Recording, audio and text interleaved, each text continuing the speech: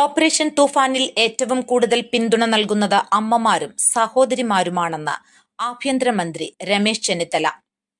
Mallappally YMCAയുടെ operation തൂഫാന് ഐക്യദാർഢ്യവും പുതിയ ഭാരവാഹികളുടെ സ്ഥാനാരോഹണ ചടങ്ങിലും സംബന്ധിച്ച് സംസാരിക്കുകയായിരുന്നു മന്ത്രി.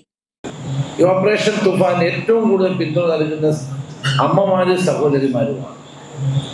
എനിക്ക് വരുന്ന കത്തുകൾ, ഫോൺ കോളുകൾ, ഇമെയിലുകൾ, പോകുന്ന യോഗങ്ങളിൽ പങ്കെടുക്കുന്ന ആളുകളുടെ എണ്ണം, ഇതെല്ലാം കണക്കിലെടുക്കുമ്പോൾ നമ്മളുടെ അമ്മമാരുടെ വേദന, അവരുടെ ദുഃഖം, അവരുടെ പ്രയാസം എല്ലാം വളരെ വ്യക്തമായി തന്നെ മനസ്സിലാകും. നമ്മുടെ കേരളത്തിലെ കൊച്ചു കുട്ടികളെ, പെൺകുട്ടികളെയും ആൺകുട്ടികളെയും ലക്ഷ്യമാക്കി ഈ മയക്കുമരുന്ന് വ്യാപിക്കുകയാണ്.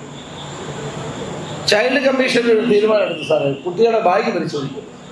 ഞാൻ പറഞ്ഞത് അത് ഒരു കാരണവശാലും അംഗീകരിക്കാൻ പറ്റില്ല. ടീച്ചേഴ്സ് കുട്ടികളുടെ ബാഗ് പരിശോധിച്ചാൽ എന്താ കുഴപ്പം? പരിശോധിക്കേണ്ടതാണ് നിയമം. അപ്പോൾ ആ നിയമം മാറ്റാൻ, അല്ലെങ്കിൽ അവരുടെ നിർദ്ദേശം മാറ്റാൻ വേണ്ടി ഞാൻ അവർക്ക് കത്തയച്ചിരിക്കുകയാണ്. അത് ശരിയല്ല. കുട്ടികളെ ദുരുപയോഗം ചെയ്യുന്നതിനാൽ എല്ലാ DJ പാർട്ടികളിലും മയക്കുമരുന്നിൻ്റെ സ്വാധീനം ഉണ്ടായിരുന്നു. അതുകൊണ്ട് അത് ഉപയോഗിക്കാൻ പറ്റില്ലെന്ന് കണ്ടുകൊണ്ട് DJ പാർട്ടി തന്നെ ക്യാൻസൽ ചെയ്യാം.